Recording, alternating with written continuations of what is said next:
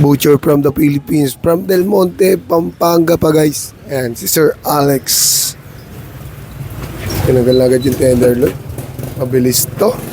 Mahusay to. Ay, sinaksak yung baboy.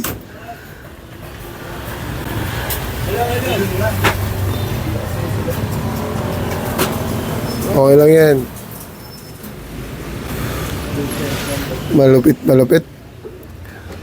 Hindi dadayo ng Del Monte Pampanga, ay ano, Bulacan to kung walang husay ito.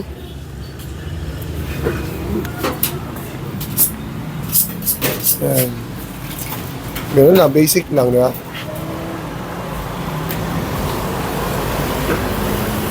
Husay. Ay, kaliwete ka pala, Dol, no? Ayan, guys, sa mga nagre-request ng kaliwete dyan, ayan, panoorin nyo Sir Alexis from Del Monte, Bulacan.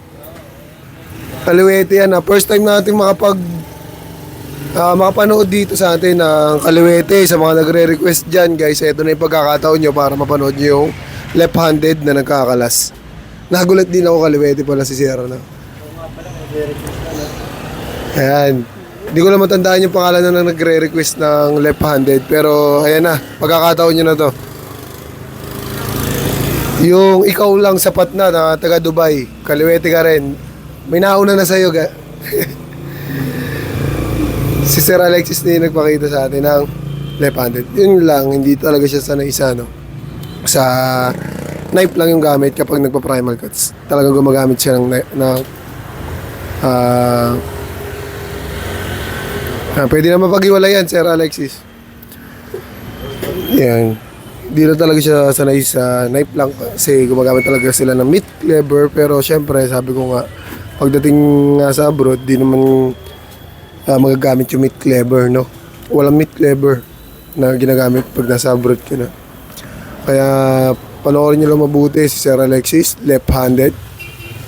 Ayan. At parami na tayo ng parami, guys. So pagka natuloy yung mga pinaplano natin, kakaroon din tayo yung souvenir dito sa kung napapansin nyo guys, iba siyang magkalas ng baboy. Pang wet market yung galawan, diba? Pero okay yan. Hindi ko lang din sure talaga sa trade test kung pwedeng nakaangat yung baboy, diba? Kasi kadalasan ako nakikita nakahiga. So ito ginagawa niya, tinatanggal niya agad yung pata front. Hindi niya muna tinatanggal yung shoulder blade. Siyempre, ibang technique na naman yung mapapanood natin. At the same time, left-handed pa si Sir Alexis.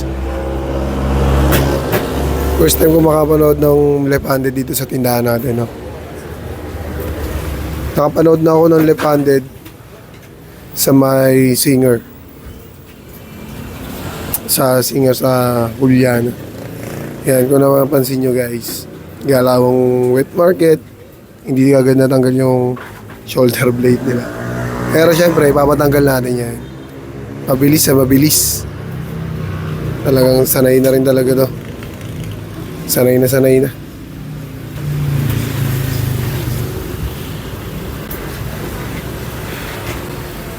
Paspas kung paspas.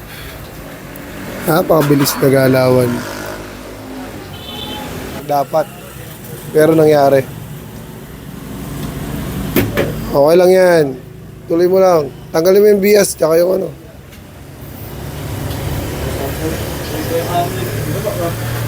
First layer, yan.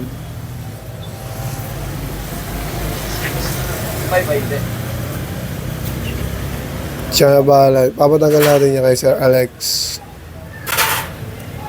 Yun lang, medyo mamadali kasi si Sir. Sabi ko, huwag siya magmadali. Focus lang, relax. Wala man tayong nahabol na oras. Nalaglag lang yung meat. Ayun yung pinakaiwasan natin, lalo na pag trade test, guys. Pero sa galawan ni Sir Alexis, pwede na pang abroad to.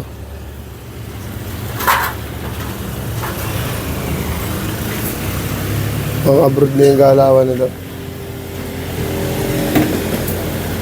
And tsaka niya tatanggalin yung shoulder blade.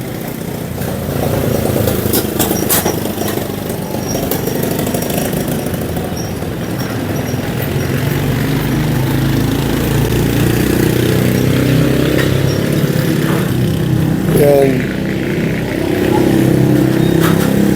Ito na, nasa exciting part na tayo guys.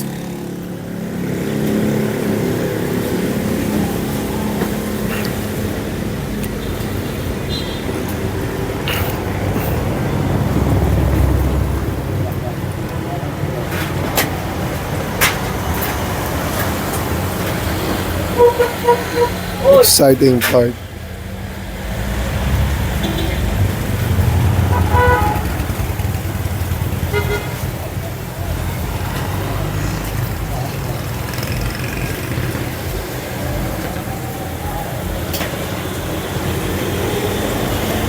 Exciting part. Shoutout kay Master Gio. Tulog pa yata si Master. Wala pa si Master Gio.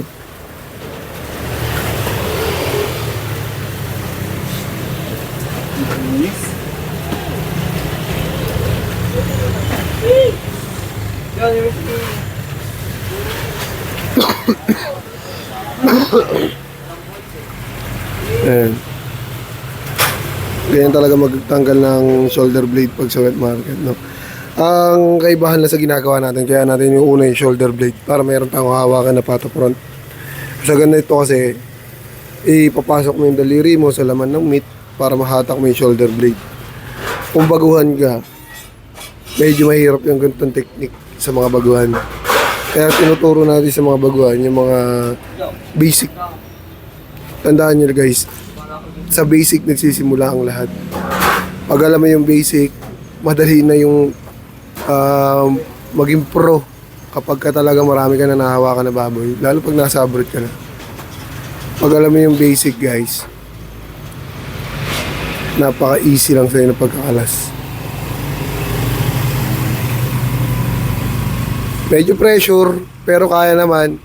Ayun lang. From Del Monte, Bulacan, and peace out.